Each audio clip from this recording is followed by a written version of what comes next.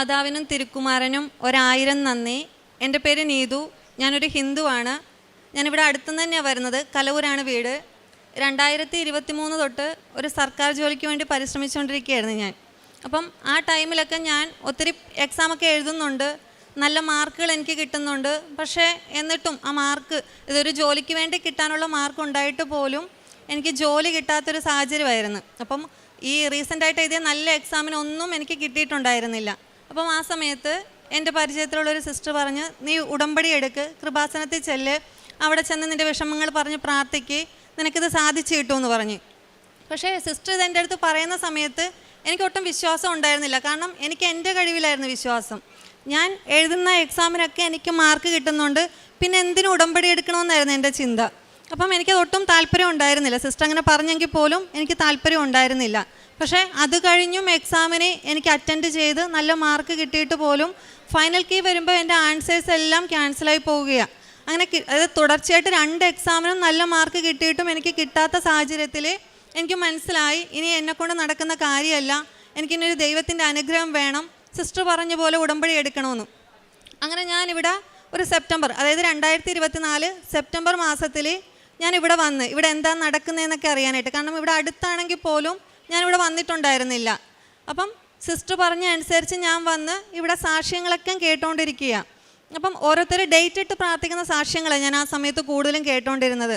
അപ്പം അവർ ആ ഡേറ്റ് ഇട്ട് പ്രാർത്ഥിക്കുമ്പം അവർക്ക് അതിൻ്റെ റിസൾട്ട് അവർക്ക് കിട്ടുന്നുണ്ട്.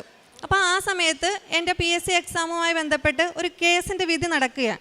പക്ഷെ ആ വിധി വരുന്നില്ല, താമസിക്കുക. ചോദിക്കുമ്പോൾ സാറന്മാർ പറയുന്നത് ആ വിധി വരില്ല, വർഷങ്ങൾ നീണ്ടുപോകും എന്ന് പറഞ്ഞുകൊണ്ടിരിക്കുക. അപ്പം ആ വിധി വരാതെ ഞങ്ങൾക്കൊന്നും ചെയ്യാനൊക്കത്തില്ല. ഞാനപ്പോൾ ഇവിടെ ഇരുന്ന് മാതാവിനോട് പറഞ്ഞു, മാതാവേ, എനിക്ക് ഇന്ന ഡേറ്റിനുള്ളിൽ എനിക്ക് ആ റിസൾട്ട് അറിയാൻ പറ്റണം. അപ്പം ഞാൻ ഇവിടെ ഇരുന്ന് പറയുന്ന കാര്യങ്ങളാണ്. അതിനുശേഷം ഞാൻ വീട്ടിൽ ചെല്ലുമ്പോഴത്തേക്കും ആലോചിച്ചു, അയ്യോ, ഞാൻ മാതാവിന് കൊടുത്ത ഡേറ്റ് ഒത്തിരി അടുത്ത് പോയല്ലോ, ഇത്തിരി കൂടി നീട്ടി കൊടുക്കേണ്ടതായിരുന്നു മാതാവിന്. കാരണം ഇത്ര പെട്ടെന്ന് മാതാവിന് അത് സാധിച്ചു തരാൻ പറ്റുമോ? പക്ഷേ 2 ദിവസം കഴിഞ്ഞ് ആ റിസൾട്ട്, ഞങ്ങളുടെ ആ കേസിൻ്റെ റിസൾട്ട് പെട്ടെന്ന് വരികയായിരുന്നു. ആ സമയത്ത് എനിക്ക് മാതാവിനോട് വിശ്വാസം കൂടി. കാരണം വരത്തില്ല എന്ന് പറഞ്ഞ വിധിയാണ് വന്ന്, ഞാൻ എൻ്റെ വിശ്വാസപ്രകാരം ഡേറ്റ് ഇട്ട് പ്രാർത്ഥിച്ചതിൻ്റെ ഫലമായി ആ ഡേറ്റിന് മുമ്പായിട്ട് തന്നെ എനിക്ക് ആ വിധി അറിയാൻ പറ്റി. അങ്ങനെ എനിക്ക് വിശ്വാസം കൂടി. അതിനുശേഷമാണ് ഞാൻ 2024 ഒക്ടോബർ 1 ഞാൻ എൻ്റെ ജോലിക്ക് വേണ്ടി ഉടമ്പടി എടുക്കുന്നത്. അപ്പം ആ സമയത്ത് ഞാനിവിടെ വന്ന് ക്ലാസ്സിലൊക്കെ ഇരുന്ന് അച്ഛൻ പറയുന്ന പോലെ നല്ല രീതിയിൽ ആദ്യത്തെ 1-2 ആഴ്ച നല്ല രീതിയിൽ ഉടമ്പടിയെല്ലാം പാലിച്ചുകൊണ്ട് പോയി. പിന്നെ പോയി കഴിഞ്ഞപ്പോഴത്തേക്കും ആ ഉടമ്പടിയിൽ ഞാൻ വീഴ്ചകളൊക്കെ വരുത്താൻ തുടങ്ങി, പറയുന്ന കാര്യങ്ങൾ ചെയ്യാതിരിക്കുക. അപ്പം ആ സമയം ഞാനത് വലിയ കാര്യമായിട്ട് എടുത്തില്ല. പക്ഷേ സ്വപ്നങ്ങളിൽ മാതാവ് ഇങ്ങനെ വന്നിട്ട് പറയും, നീ എന്താണോ ആഗ്രഹിക്കുന്നത് എനിക്ക് നിനക്ക് തരണമെന്നുണ്ട്, പക്ഷെ നീ ഉടമ്പടി നന്നായിട്ട് പാലിക്കണം. പക്ഷെ ഞാനത് കാര്യമായിട്ട് എടുത്തില്ല, അതെനിക്കങ്ങനെ തോന്നിയതായിരിക്കും എന്ന് ഓർത്തു. പക്ഷേ വീണ്ടും ദിവസങ്ങളിൽ ഞാൻ ആ സ്വപ്നം തന്നെ വീണ്ടും ആവർത്തിക്കാൻ തുടങ്ങി, നിനക്ക് തരണമെന്നുണ്ട്, നീ നിൻ്റെ ഉടമ്പടി നന്നായിട്ട് പാലിക്കണമെന്ന്. അപ്പം ഞാനത് ഗവനിച്ചില്ല. പിന്നീടുള്ള ദിവസങ്ങളിൽ വെളുപ്പിനെ പ്രാർത്ഥിക്കാനായിട്ട് ഇരിക്കുമ്പോൾ എനിക്ക് പ്രാർത്ഥന കംപ്ലീറ്റ് ആക്കാൻ പറ്റുന്നില്ല. ഒരു 10-15 മിനിറ്റത്തെ പ്രാർത്ഥനയാണെങ്കിൽ പോലും ഞാൻ പ്രാർത്ഥനയ്ക്ക് ഇരിക്കുമ്പം ഞാൻ ശരിക്കും വെട്ടി വീർത്ത്, എനിക്ക് ശാരീരിക ബുദ്ധിമുട്ടുകളും ഒന്നും എനിക്ക് അവിടെ നിന്ന് പ്രാർത്ഥിക്കാൻ പറ്റാത്ത അവസ്ഥ, ഞാൻ ആ തറയിൽ തളർന്ന് വീഴുകയാണ് ചെയ്തത്. അപ്പോൾ എനിക്ക് മനസ്സിലായി, ഇത് മാതാവിൻ്റെ ഇടപെടലാണ്. മാതാവ് എനിക്കത് തരാൻ നന്നായിട്ട് ആഗ്രഹിക്കുന്നുണ്ട്, എൻ്റെ വീഴ്ച മൂലമാണ് എനിക്കതിലൊരു തടസ്സം വരുന്നതെന്ന്. ആ തിരിച്ചറിവ് എനിക്ക് ഉണ്ടായ നിമിഷം തന്നെ മാതാവിനോട് എൻ്റെ തെറ്റുകളെല്ലാം ഞാൻ ഏറ്റുപറഞ്ഞ് ഒരു പുതിയ ഉടമ്പടി ഞാൻ അവിടെ തുടങ്ങിയ. അതിനു മുമ്പ് വരെയും ഈ പഠിക്കുന്നതിന് വേണ്ടിയിട്ട് എടുക്കുന്ന സമയം, അതായത് PSC പരീക്ഷയ്ക്ക് വേണ്ടി ഞാൻ നോക്കുന്നത് കൊണ്ട് സമയം പോകുന്നത് എനിക്ക് ഭയങ്കര വിഷമമായിരുന്നു. 1/2 മണിക്കൂർ ബൈബിൾ വായിക്കാൻ പറയുമ്പം എനിക്കത് വലിയ വിഷമമായിട്ട് വന്നു. കാരണം ഞാനത് പഠിച്ചാലല്ലേ എനിക്ക് കിട്ടുമെന്നായിരുന്നു. പക്ഷേ ഞാൻ എൻ്റെ തെറ്റുകൾ ഏറ്റുപറഞ്ഞ് ഉടമ്പടി നന്നായിട്ട് മുന്നോട്ട് പോകും തോറും ഞാൻ ആ സമയം നോക്കാതെ ബൈബിൾ വായിക്കാനും പ്രാർത്ഥിക്കാനും ഏകദേശം 1 മണിക്കൂറിൽ കൂടി ഞാൻ ആ പ്രാർത്ഥനയ്ക്ക് വേണ്ടി ഇരുന്ന്. പിന്നീടുള്ള ദിവസങ്ങളിൽ ഞാൻ മാതാവിനോടും കർത്താവിനോടും ബൈബിളിനോടും കൂടുതൽ അടുക്കുകയായിരുന്നു. എത്രത്തോളം എനിക്ക് എടുക്കാൻ പറ്റുമോ അത്രത്തോളം എടുക്കുമായിരുന്നു. അപ്പം ഞാൻ പഠിക്കാം, അതായത് എപ്പോഴും പോലെ പഠിക്കുന്ന പോലെ പഠിക്കാതെ കുറച്ചധികം നേരം പ്രാർത്ഥനയ്ക്ക് വേണ്ടി ചിലവഴിക്കുന്നുണ്ടായിരുന്നു. അപ്പം എൻ്റെ കൂട്ടുകാരും എനിക്ക് ചുറ്റുമുള്ളവരൊക്കെ പറയും, നീ എന്തിനാ ഇങ്ങനെ കാണിക്കുന്നത്, നീ പഠിക്കുന്നതല്ലേ, നീ പഠിക്കുക, അല്ലാതെ വെറുതെ പള്ളിയിൽ പോയി നടക്കാതെ പത്രങ്ങളൊക്കെ വിറ്റ് നടക്കാതെ നീ സമയം കളയാതെ ഇരുന്ന് പഠിക്കാൻ എൻ്റെ അടുത്ത് പറയുമായിരുന്നു. പക്ഷേ ഞാൻ പറഞ്ഞു, ഇല്ല, ഞാൻ മാതാവിൽ വിശ്വസിക്കുന്നുണ്ട്, എനിക്ക് മാതാവിലുള്ള വിശ്വാസമാണ് ഞാൻ ഈ കാണിക്കുന്നതെന്ന് പറഞ്ഞ്. അതിനുശേഷം ഞാൻ ഈ പത്രങ്ങൾ കൊണ്ടുപോകുന്ന സമയത്ത് വീട്ടിൽ നിന്ന് ഇറങ്ങുന്ന സമയം തൊട്ട് വീട്ടിൽ വരുന്ന സമയം വരെയും വിശ്വാസ പ്രമാണം ചൊല്ലിയാണ് പ്രാർത്ഥിച്ച് എല്ലാവർക്കും പത്രം കൊടുത്തുകൊണ്ടിരുന്നത്. ആദ്യ സമയങ്ങളിൽ എനിക്ക് പത്രം കൊടുക്കാനും നല്ല മടിയായിരുന്നു. കാരണം പുറത്തോട്ടിറങ്ങാത്ത എനിക്ക് അത് മറ്റുള്ളവരിൽ എത്തിച്ച് കൊണ്ട് കൊടുക്കാൻ ഭയങ്കര മടിയായിരുന്നു.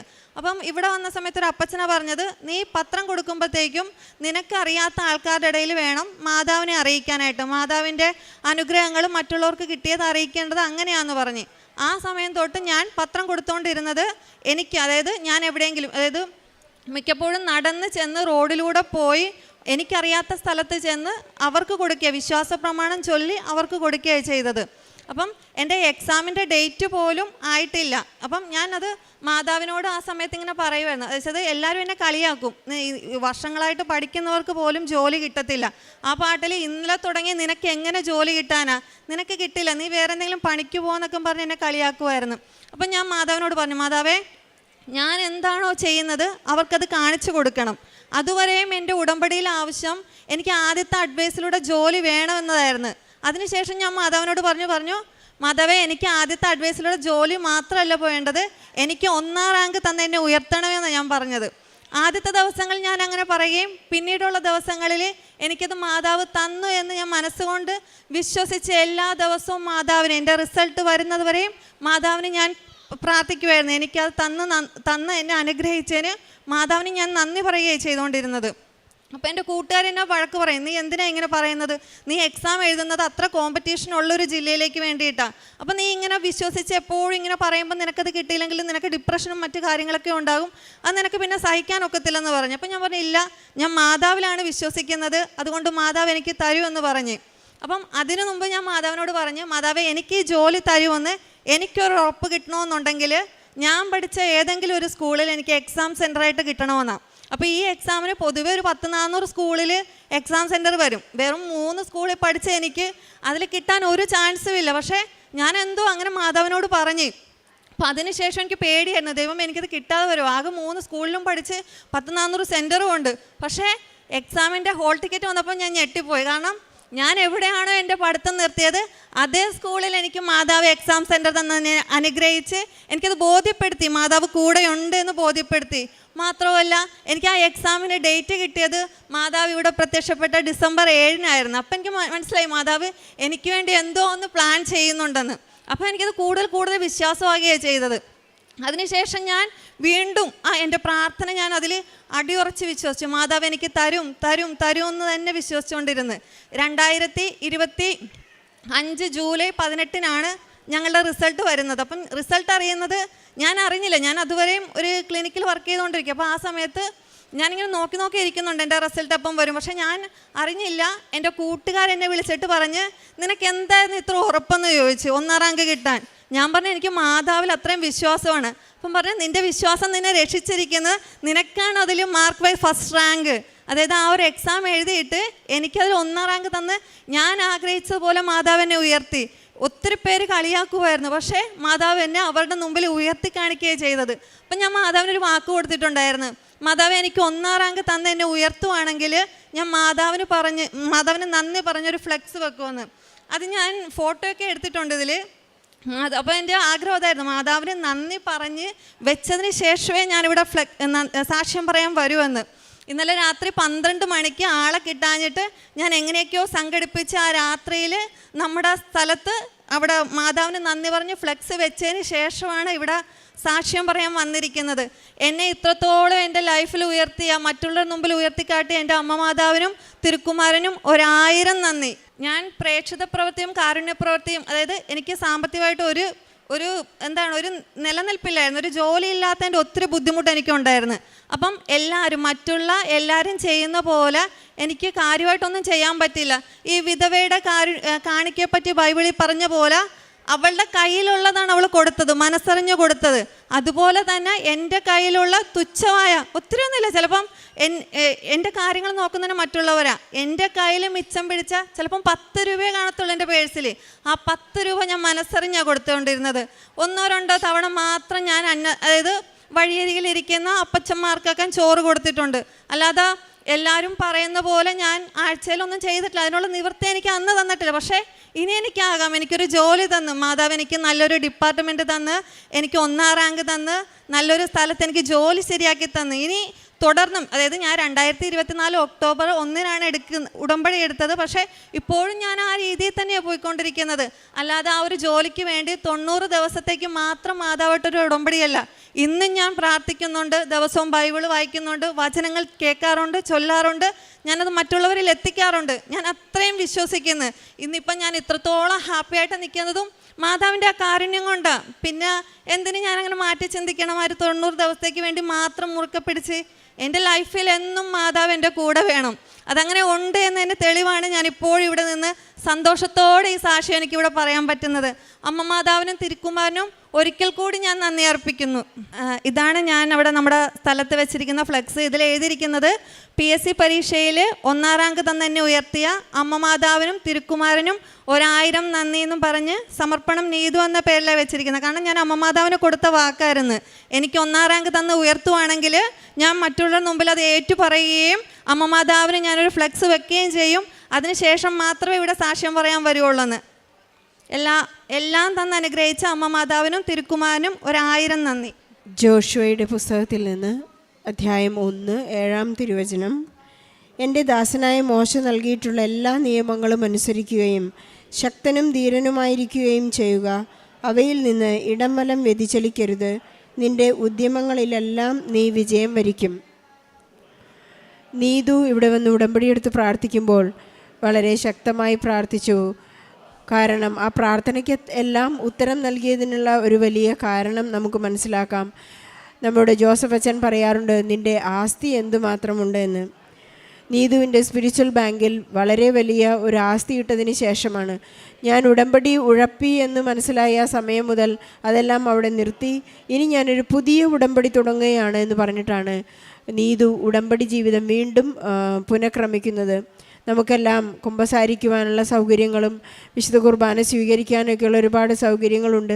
പക്ഷേ നീതുവിൻ്റെ ഒരു അനുരഞ്ജനം, ഒരു റിക്കൺസിലിയേഷൻ അതായിരുന്നു, ഞാൻ എൻ്റെ പുതിയ ഉടമ്പടി തുടങ്ങുകയാണ്. ഞാൻ എൻ്റെ പഴയ ആ ഒരു മടിയും അലസതയും എല്ലാം ഞാൻ മാറ്റിവെച്ചിരിക്കുന്നു.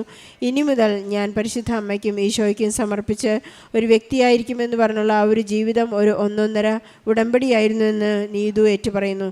ഞാൻ ഡേറ്റ് ഇട്ട് പ്രാർത്ഥിക്കാൻ എനിക്ക് പേടിയായിരുന്നു. കാരണം നീതുവിൻ്റെ നിഷ്കളങ്ക മനസ്സിനെക്കുറിച്ച് നമുക്ക് മനസ്സിലാക്കാം. ഞാൻ ഇത്രയും വലിയ ചെറിയ ഒരു അടുത്ത ദിവസങ്ങളിൽ ഡേറ്റ് കൊടുത്താൽ മാതാവിനിത് സാധിക്കുമോ എന്ന് പോലും നീതു ചിന്തിച്ചു പോയി. കാരണം ഇത് സമയച്ചുരുക്കത്തിൻ്റെ അമ്മയാണ്. മാതാവിന് 2 ദിവസം വേണമോ, 2 മിനിറ്റ് വേണമോ, ഫ്രാക്ഷൻ ഓഫ് സെക്കൻഡ് വേണമോ എന്നെല്ലാം നമുക്കറിയാം. പരിശുദ്ധ അമ്മ സമയച്ചുരുക്കത്തിൻ്റെ അമ്മയാണ്. നമ്മുടെ എല്ലാ ജീവിതഭാരങ്ങളും ഞൊടിയിടയിൽ നമുക്ക് സാധിച്ചു തരുന്ന, നമ്മുടെ വിഷമങ്ങളെ, സങ്കടങ്ങളെ, കണ്ണുനീരിനെ എല്ലാം ഒപ്പിയെടുക്കുന്ന ഒരമ്മ നമ്മോടുകൂടി സഞ്ചരിക്കുന്നുണ്ട്. നീതു പ്രാർത്ഥിക്കുമ്പോഴെല്ലാം എനിക്കൊരു ഫസ്റ്റ് റാങ്ക് വേണം, അതിനുള്ള ആസ്തി നീതു ചെയ്തുകൊണ്ടിരിക്കുകയായിരുന്നു. സ്പിരിച്വൽ ബാങ്കിലുള്ള പരിശുദ്ധ അമ്മയ്ക്കും ഈ ഉടമ്പടി നിബന്ധനകളെല്ലാം കൃത്യമായി പാലിച്ച് നീതു പറഞ്ഞു, നീ എനിക്ക് തരുന്ന ഒരു അടയാളം ഇതായിരിക്കും. ഞാൻ 3 സ്കൂളിൽ എൻ്റെ സ്കൂളിംഗ് അവസാനിപ്പിച്ചിട്ടുണ്ട്. ഏതെങ്കിലും ഒരു സ്കൂളിൽ നീ എനിക്ക് എക്സാം സെൻറ്റർ തരികയാണെങ്കിൽ നീ എൻ്റെ പ്രാർത്ഥന കേട്ടു എന്ന് എനിക്ക് ഉറപ്പുണ്ട്. നീതു അവസാനിച്ച ആ സ്കൂളിൽ തന്നെ എക്സാം സെൻറ്ററായി നൽകി. നീതുവിന് 1ാം റാങ്ക് നൽകി. നീതു പറഞ്ഞ വാക്ക് പാലിച്ചു. ഇന്നലെ രാത്രി ഒരു വലിയ ഫ്ലെക്സ് അടിച്ച് പരിശുദ്ധ അമ്മയ്ക്ക് നന്ദി പറഞ്ഞുകൊണ്ട്, എനിക്ക് ഈ റാങ്ക് നൽകിയിരിക്കുന്നത് പരിശുദ്ധ അമ്മയും ഈശോയുമാണെന്നുള്ള ഫ്ലെക്സ് മരത്തിന് മേൽ ഫിക്സ് ചെയ്തിട്ടാണ് ഇന്നിവിടെ വന്ന് വളരെ സന്തോഷത്തോടുകൂടി ആത്മാർത്ഥമായി സാക്ഷ്യം പറയുന്നത്. നമുക്ക് ഈശോയ്ക്കും പരിശുദ്ധ അമ്മയ്ക്കും നന്ദി പറയാം. നമ്മുടെ മുൻപിൽ നീതു ഇന്നൊരു വെല്ലുവിളിയാണ്. ഞാൻ ഇത് ഉടമ്പടി എടുത്തതുകൊണ്ടോ റാങ്ക് കിട്ടിയതുകൊണ്ടോ മാത്രമല്ല ഞാനിന്നിവിടെ നിൽക്കുന്നത്. ഞാനിത് കണ്ടിന്യൂസ് ആയി ഞാൻ ഉടമ്പടിയിലായിരിക്കും. എനിക്ക് നിത്യതയാണ് ആവശ്യമെന്ന് നീതു ഈ അൾത്താരയിൽ നിന്ന്, പരിശുദ്ധ അമ്മ പ്രത്യക്ഷപ്പെട്ട അൾത്താരയിൽ നിന്നുകൊണ്ടാണ് വളരെ ശബ്ദം ചെയ്ത് ഇവിടെ നിന്നിറങ്ങുന്നത്. നമുക്കെല്ലാവർക്കും, നമ്മുടെ എല്ലാ പഠിക്കുന്ന മക്കൾക്കും, അലസതയുള്ളവരോ അല്ലെങ്കിലോ പഠിക്കാൻ ബുദ്ധിമുട്ടുള്ള എല്ലാ മക്കളെയും ഈ സാക്ഷ്യത്തോട് ചേർത്ത് വെച്ചുകൊണ്ട് നീതുവിനെ പോലെ എപ്പോഴും ഈശോയെ സ്നേഹിക്കുവാനും ഉടമ്പടിയിൽ വിശ്വസ്തരായി ജീവിക്കാനുള്ള കൃപയ്ക്ക് വേണ്ടി പ്രാർത്ഥിച്ചുകൊണ്ട് ഈശോയ്ക്കും പരിശുദ്ധ അമ്മയ്ക്കും നല്ലൊരു കൈയടി നൽകി സാക്ഷി നമുക്ക് സമർപ്പിക്കാം. അത്യപൂർവ ദൈവാനുഭവങ്ങൾ ഇനി നിങ്ങൾക്കും സ്വന്തം.